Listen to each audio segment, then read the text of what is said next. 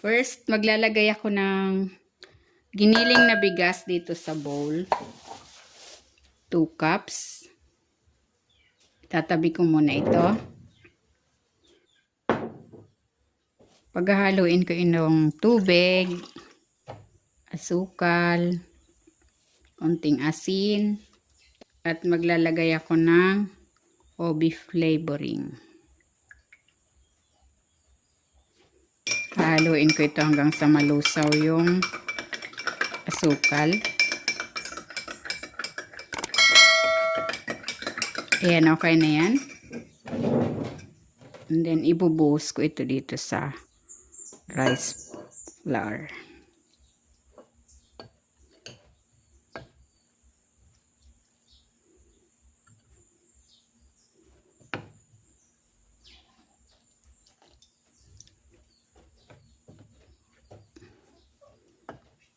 Ayan, nahaluin ko ito gamit ang aking kamay.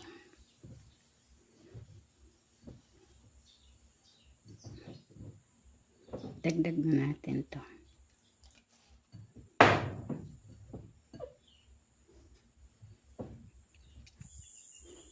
Ayan, pag ganito na yung texture ng giniling na bigas, okay na yan.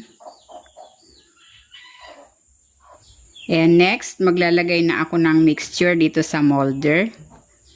Lalagyan ko ito ng kalahati.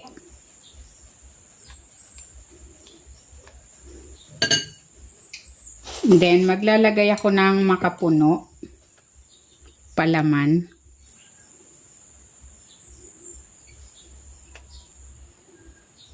And then, lalagyan ko uli ng giniling mixture.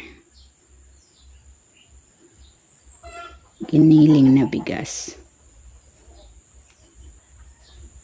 Ayan, ganyan lang. Pwede ko na itong i-steam. Ayan, tapos na ako mag-prepare. Ilagay ko na dito sa steamer. Bali, nakagawa ko ng 12 peraso. I-steam ko ito for 10 to 12 minutes.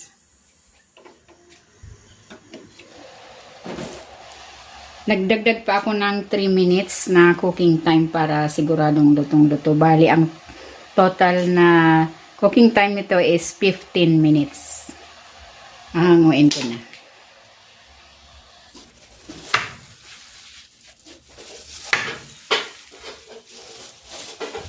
Then, pagtataklubin natin ito. Ganyan.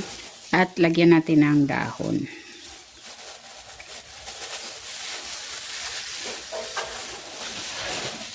Ayan, luto na itong ube makapuno rice cake.